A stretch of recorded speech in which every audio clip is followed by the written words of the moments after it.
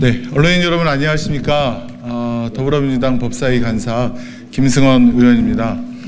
오늘 아침 법사위 회의에 앞서 정말 있을 수 없는, 또 있어서는 안 될 그런 일들이 또 발생하고 말았습니다.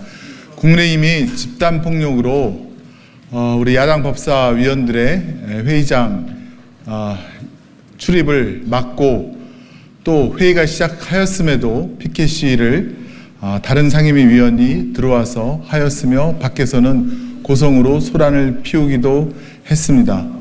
2019년 나경원 전 원내대표가 국회 선진화법 위반으로 지금도 재판을 받고 있는데, 또다시 이런 일이 국민의힘 의원들에 의해서 반복적으로 이루어진 것에 대해서는 깊은 유감을 표하며 확실한 수사와 처벌만이 이런 불법 행위를 막는 일이라 생각되어 우리 더불어민주당 의원님들과 또 조국혁신당 박은정 의원님 함께 규탄 기자회견을 하기로 했습니다.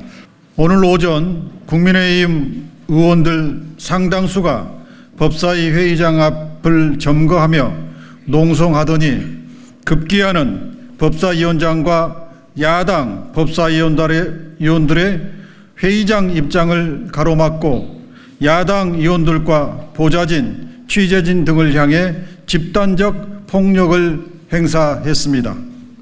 국민의힘의 집단 폭력으로 법사위원들은 물론 많은 취재진과 보좌진이 넘어지거나 다치고, 특히 한 법사위원은 얼굴에 심한 멍이 들었으며 보좌진 1명은 갈비뼈 부상에 이르는 등 심각한 피해가 발생했습니다.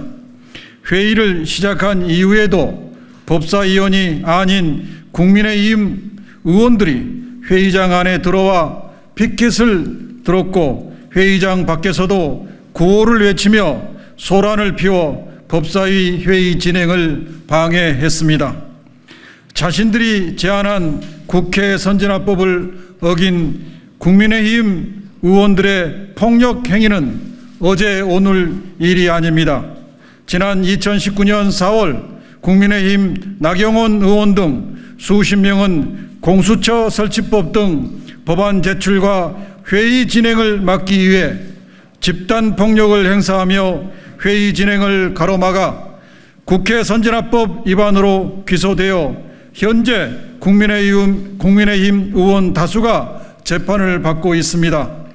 이와 같이 국민의힘 의원들의 반복되는 집단 폭력과 의사진행 방해는 윤석열 검찰 독재 정권과 정치 검찰 등 수사기관에 대한 믿음을 바탕으로 한 것입니까? 아니면 한동훈, 나경원 당대표 후보 두 사람이 공개적으로 자백한 것처럼 공소권 정도야 얼마든 거래 대상으로 여길 수 있다는 자신감을 바탕으로 한 것입니까? 오늘 국민의힘 의원들이 범한 행위는 특수공무집행방해죄나 국회 선진화법 위반죄로 최고 징역 7년 6월에 중형까지 선고받을 수 있는 아주 심각한 범죄 행위입니다. 검찰은 앞선 2019년 국민의힘의 특수공무집행방해죄 등 사건에 대하여 장장 5년 넘는 시간이 흘러도 1심 재판을 끝마치지 못할 정도로 소극적으로 재판에 임했습니다. 도대체 대법원까지 몇 년이 걸려야 끝날 것입니까? 그 사이 국민의힘 의원들은 국회의원 임기를 마치기도 했고 새로 당선되는 사람들도 있습니다.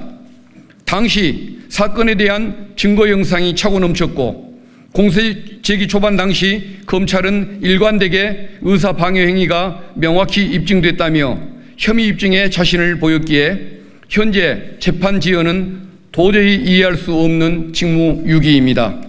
지연된 정의는 정의가 아닙니다.